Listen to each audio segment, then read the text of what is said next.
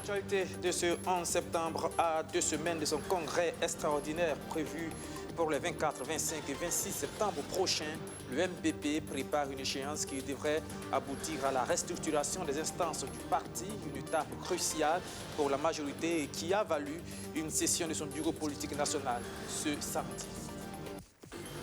Elle aussi, maintenant, fait partie de la majorité. Ce 11 septembre également, l'UPC a tenu ses premières journées parlementaires à Bobo-Dioulasso. Les députés de l'Union pour le progrès et le changement vont se pencher sur le sujet de la cohésion sociale pour une meilleure gouvernance. Et puis, santé, mortalité néonatale et cette étude qui vient confirmer tous les biens que l'on pense de l'azithromycine depuis l'avènement de la COVID-19.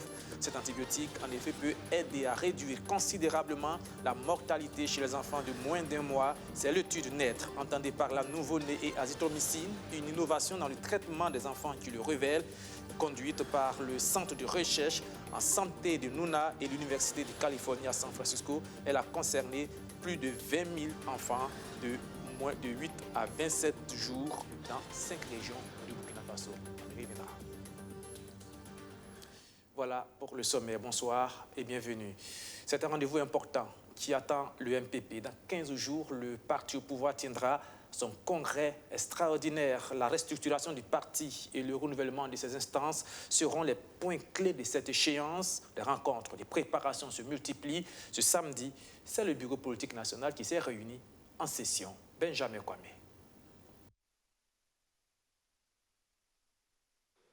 Fin de mandat pour le bureau politique du Mouvement du Peuple pour le Progrès. Après 3 ans à la direction du parti, il faut penser à un toilettage, une réorganisation de l'instance décisionnelle, un nouveau bureau politique, et cela passe par un congrès, comme le stipulent les tests du parti. C'est ce qu'annoncent Simon Compaoré et ses camarades à cette session du bureau politique du parti au pouvoir. Le MPP étant au pouvoir, il veut conserver et maintenir sa place de leader et premier parti dans la sphère politique burkinabé. Cette ambition sera abordée au congrès du parti qui se tient du 24 au 26 septembre 2021 à Ouagadougou. Quand on est un parti qui gère le pouvoir d'État, le sentiment c'est de tout faire pour honorer cette position de premier parti et de parti au pouvoir.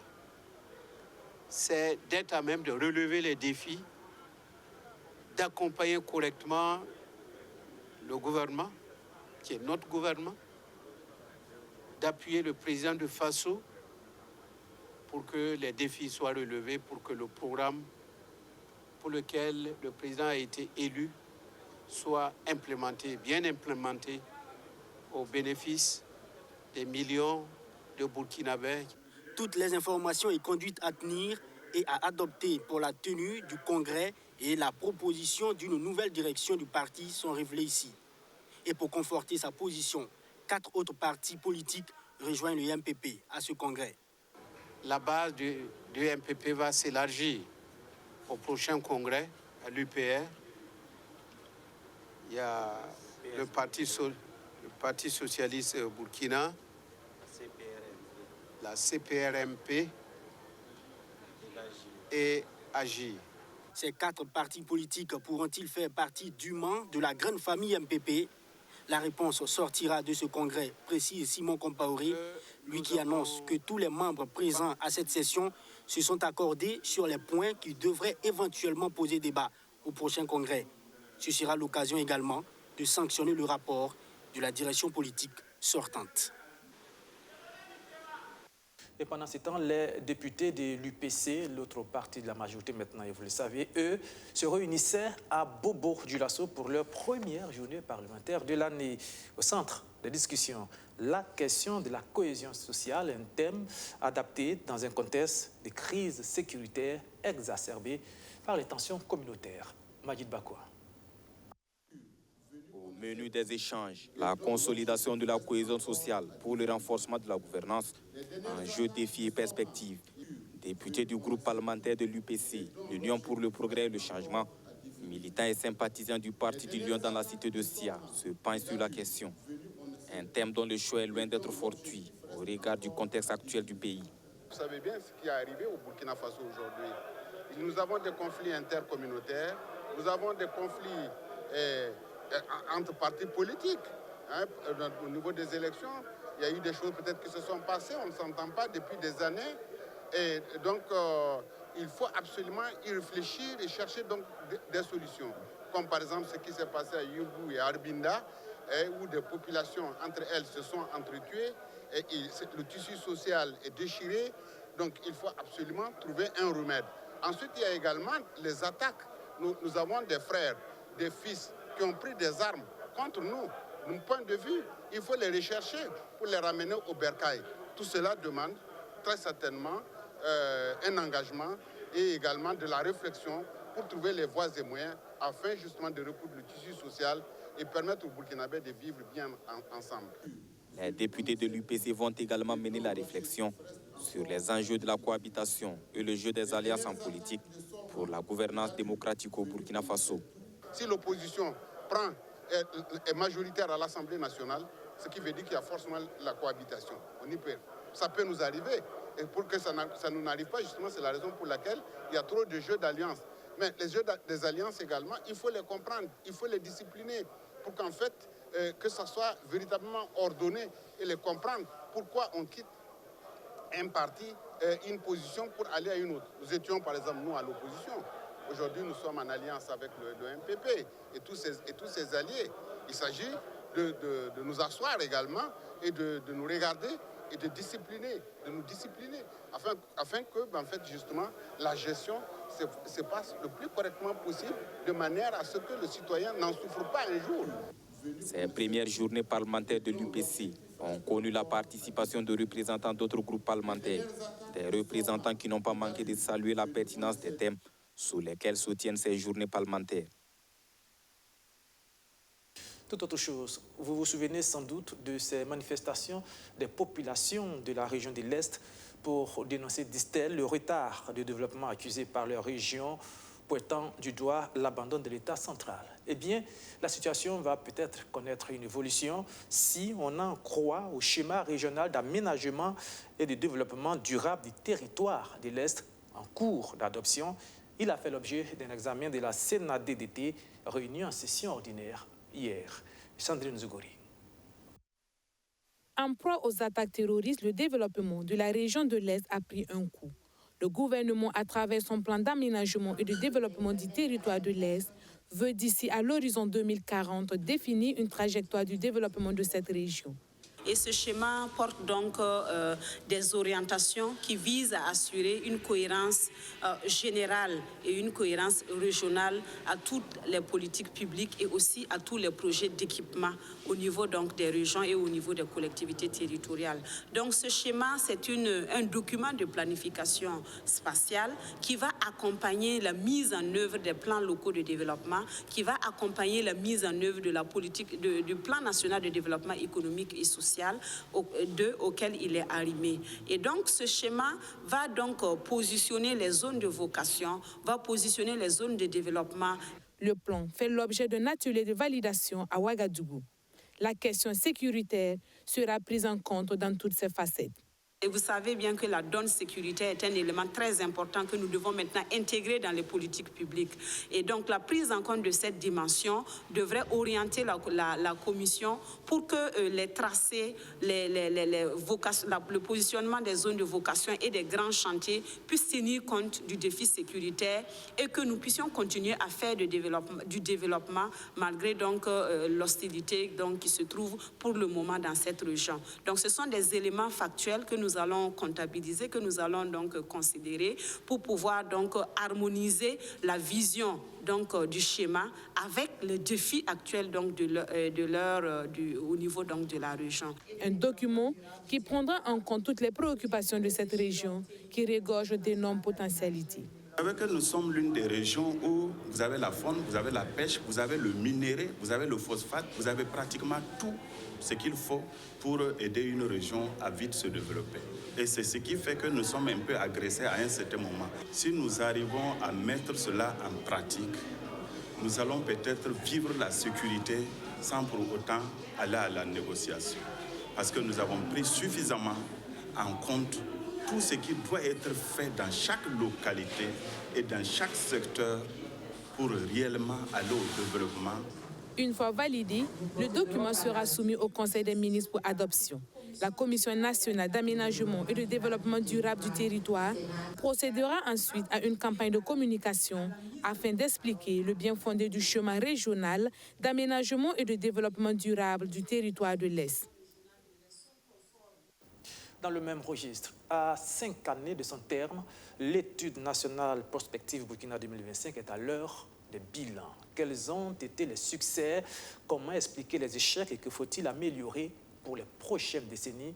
Autant de questions au centre d'une réunion des formations politiques et des organisations de la société civile. Maxime Boudou et Sandrine Zogori nous en donnent plus d'explications.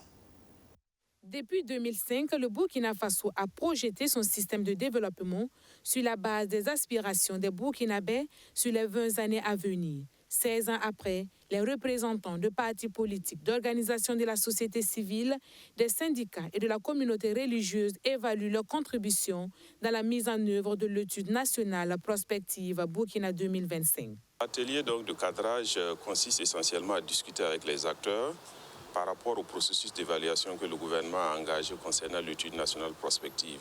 Il s'agit donc pour ces acteurs-là de regarder de façon significative, avec bien sûr donc des analyses qualitatives et quantitatives, comment ces acteurs ont pu contribuer à l'atteinte de la vision donc définie au niveau de l'étude nationale prospective. Il s'agit donc de regarder pour ce qui concerne la nation solidaire, comment ils ont pu contribuer, la nation de justice, comment ils ont pu contribuer, et bien évidemment la nation de progrès, comment ils ont pu également contribuer. Autour d'une même table, les parties prenantes font une analyse critique des actions publiques afin de disposer d'un rapport d'évaluation assorti de recommandations. Une étude qui a pour vocation de donner des balises pour atteindre les aspirations de l'ensemble des populations. On peut dire quand même qu'il y a des choses qui ont bougé. Il y a encore des défis qui restent à relever. Et c'est justement cette évaluation-là qui va nous permettre de voir qu'est-ce qui a bien marché et quels ont été les facteurs de succès, où ça n'a pas bien donné, et également les facteurs d'insuffisance. Et c'est à partir des éléments, des enseignements tirés qu'on pourrait voir sur les plans de la santé, de l'éducation, de la sécurité et bien d'autres secteurs. Qu'est-ce que nous devons faire peut-être pour les 20 prochaines ou les 30 prochaines années.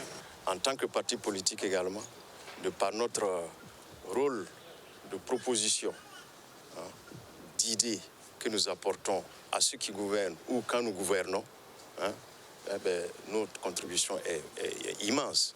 Et c'est ce que nous allons nous atteler à démontrer, bien entendu, au cours de ces travaux d'évaluation-là. À partir des facteurs de succès et d'insuffisance, les acteurs concernés par l'étude prospective pourront dessiner des scénarios pour renforcer les capacités de gestion du développement par la création d'un dialogue social et d'une vision globale.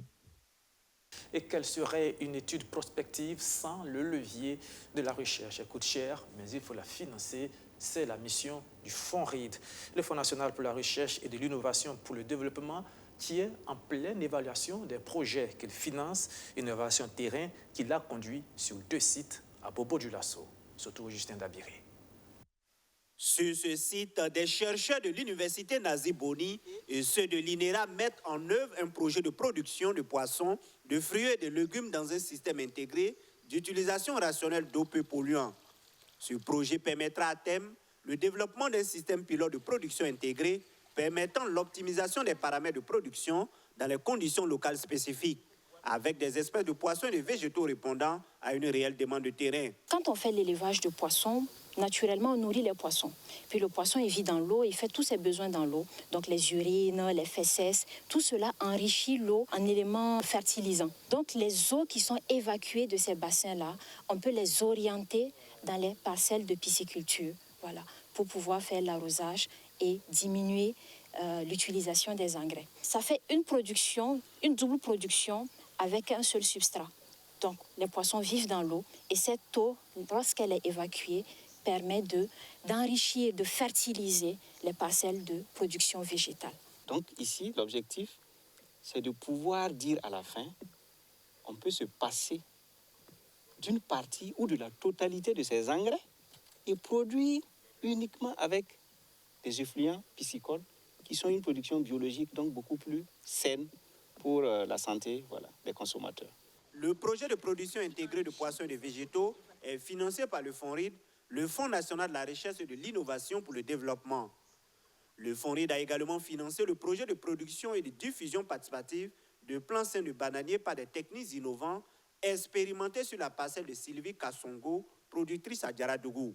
C'est en 2018, novembre 2018, qu'ils m'ont contacté, qu'ils ont des variétés saines qui viennent de la Côte d'Ivoire.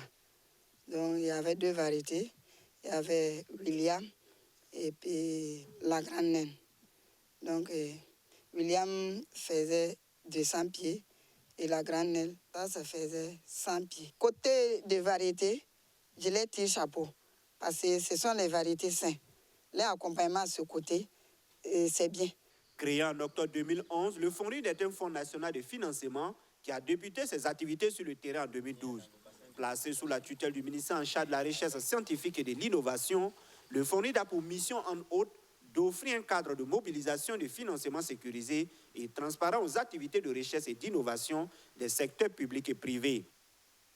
La Fédération des chambres de commerce et d'industrie de l'Afrique de l'Ouest s'est réunie à Ouagadougou en milieu de semaine.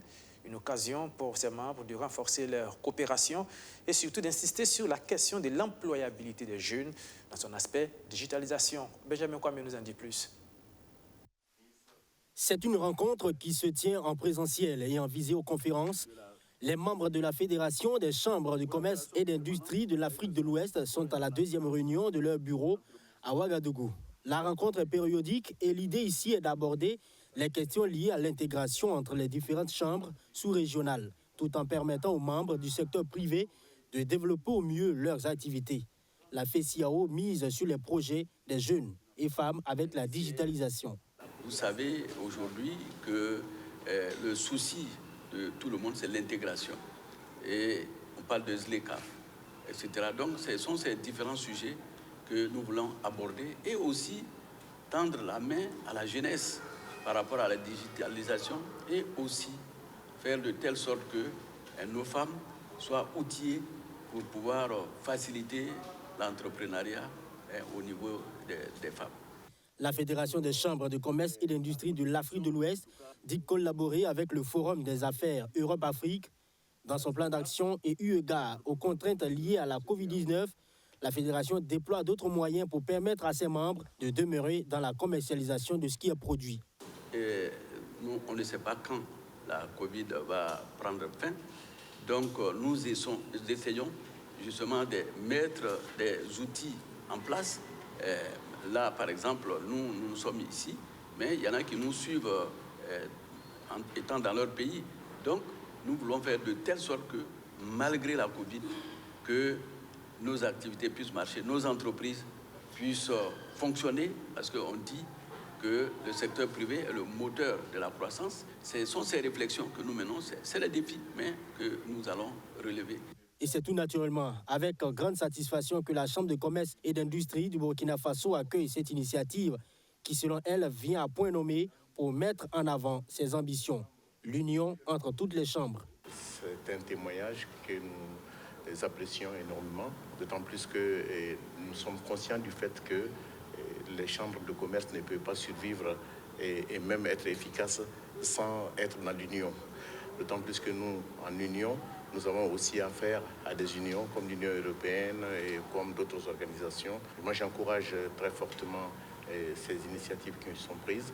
Pour un climat des affaires plus assaini et un partenariat privé plus fort, la FECIAO a rappelé la responsabilité de ses membres à explorer les différentes possibilités pour créer un environnement favorable aux affaires des populations. Elle met un doigt d'honneur sur l'harmonisation des procédures du droit des affaires dans l'espace CEDEAO. Ouvrons maintenant le chapitre santé de ce journal. Son efficacité dans le traitement de la Covid-19 avait donné lieu à de nombreuses polémiques, beaucoup de supputations, vous vous en souvenez. Eh bien, l'azithromycine fait encore parler de lui, dans le bon sens. Cet antibiotique a été en effet utilisé dans le cadre d'une étude sur le traitement des nouveau-nés. Plus de 20 000 enfants de 8 à 27 jours ont été concernés dans plusieurs régions du Burkina. Résultat, l'azithromycine peut contribuer à réduire considérablement la mortalité des enfants de moins d'1 mois. L'étude appelée NAître a été réalisée par le Centre de recherche en santé de Nuna en collaboration avec l'Université de Californie en San Francisco aux États-Unis. Walia Caroline Yoda. Est-ce qu'une dose orale unique d'azithromycine comparée à l'administration d'un placebo peut réduire la mortalité, toutes causes confondues, avant l'âge de 6 mois?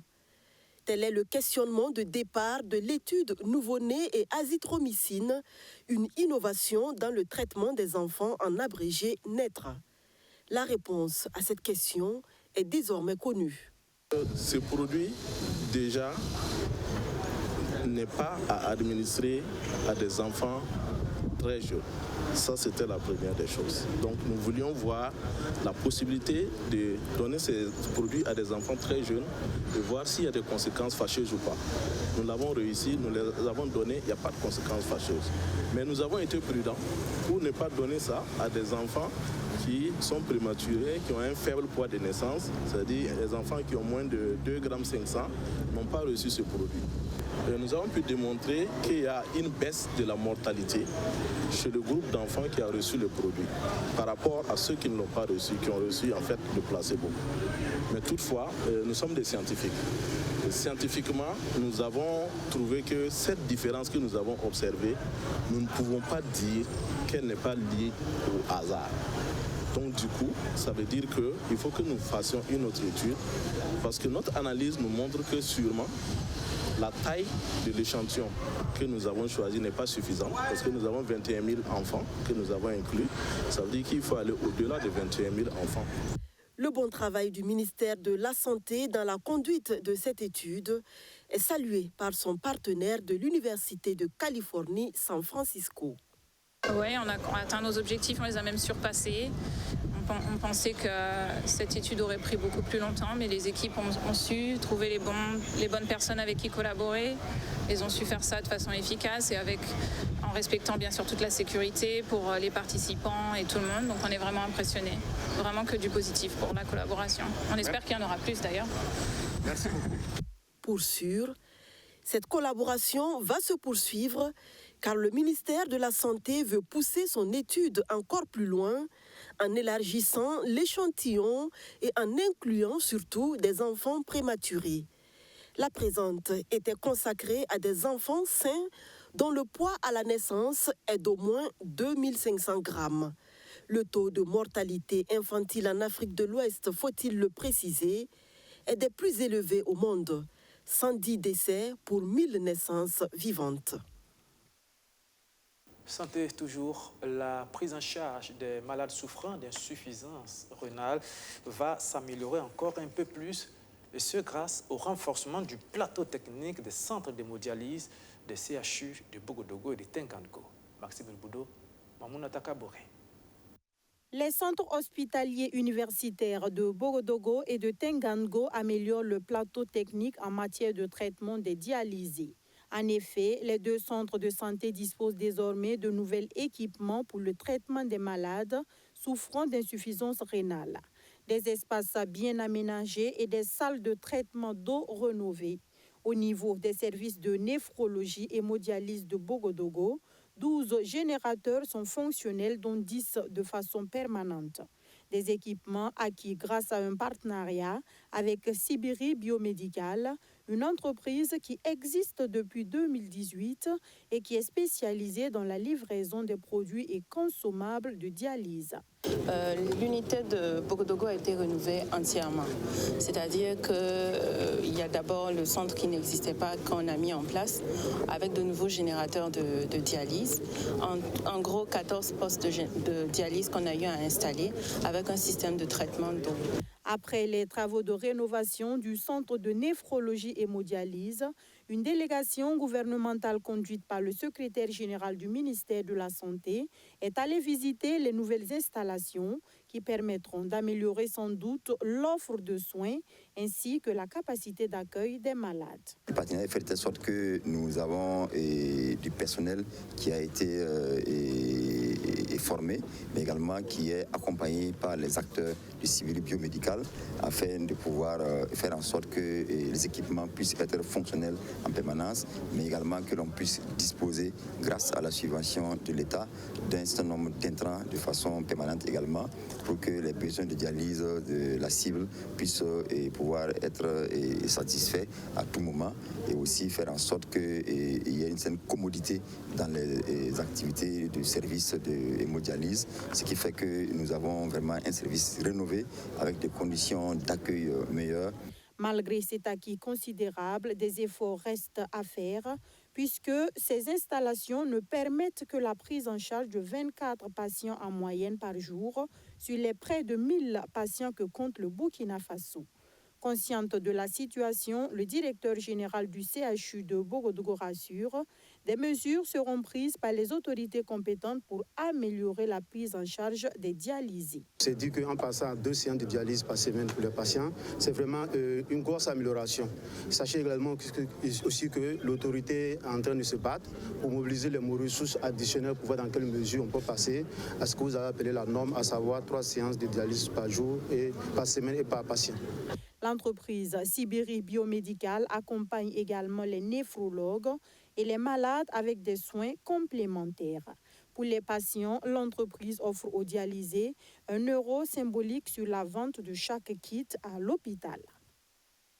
Et pour terminer, dans le domaine du son et de l'événementiel, elle se place parmi les meilleures. Solène Sonore compte apporter sa pierre à l'édifice de la réconciliation nationale. Et pour cela, elle organise un concert pour le 18 septembre prochain autour du thème « Jeunesse, acteur de la réconciliation nationale ».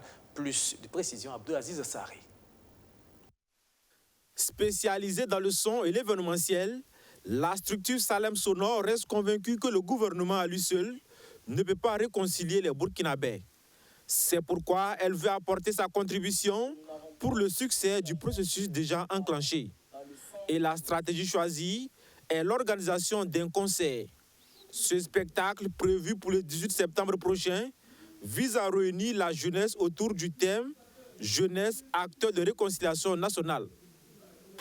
Ce qui a inspiré le thème « Jeunesse, acteur de réconciliation nationale », c'est pour la bonne et simple raison qu'au Burkina Faso aujourd'hui, nous avons besoin véritablement de réconciliation nationale. Nous ne prétendons pas avoir la solution fétiche, mais nous disons aussi que chacun peut apporter ce qu'il a à travers cette réconciliation-là. Nous pensons que ce serait dommage de laisser la réconciliation nationale uniquement aux politiques. Nous pensons que tout citoyen burkinabé peut participer en sa façon. Et comme je le disais tantôt, Salem Sonore, sa force, c'est la musique. Alors, c'est à travers cette musique-là que nous prônons cette réconciliation nationale. Au total, 16 artistes sont attendus à ce concert, baptisé Concert de la jeunesse. Chacun d'entre eux devra se produire en live. Parce que nous demeurons convaincus que pour s'exprimer, le mot live veut dire la vie, et il faut vivre pour vraiment s'exprimer. Alors nous dirons que la musique live, c'est le cadre par excellence pour exprimer vraiment le talent de l'artiste. C'est pour cela aussi que nous choisissons aussi des artistes aussi qui peuvent vraiment aussi faire du live. Voilà, parce que vous conviendrez avec moi que tous les artistes ne peuvent pas faire du live, on est d'accord. Je ne cite pas de nom, mais tous les artistes ne peuvent pas faire du live. Certains ont essayé et on connaît les résultats. Le Concert de la jeunesse première édition sera également l'occasion pour les promoteurs de signer des partenariats avec des artistes nationaux. Des accords qui engagent Salem Sonore à accompagner ces artistes avec des moyens logistiques chaque fois qu'ils auront un concert. Voilà, c'est la fin de ce journal, mais dans la planète sport, football, vous le savez peut-être déjà. Si vous ne le savez pas, sachez que pour son grand retour à Old Trafford, le théâtre des rêves, Cristiano Ronaldo a tout simplement fait un doublé. Le King est de retour dans son jardin. Merci pour votre fidélité renouvelée tout au long de cette semaine que j'ai pris grand plaisir à partager avec vous. J'espère que vous aussi. On se donne rendez-vous donc lundi prochain, 19h30, ici même. Au revoir, bonsoir, bon week-end, Dieu vous garde.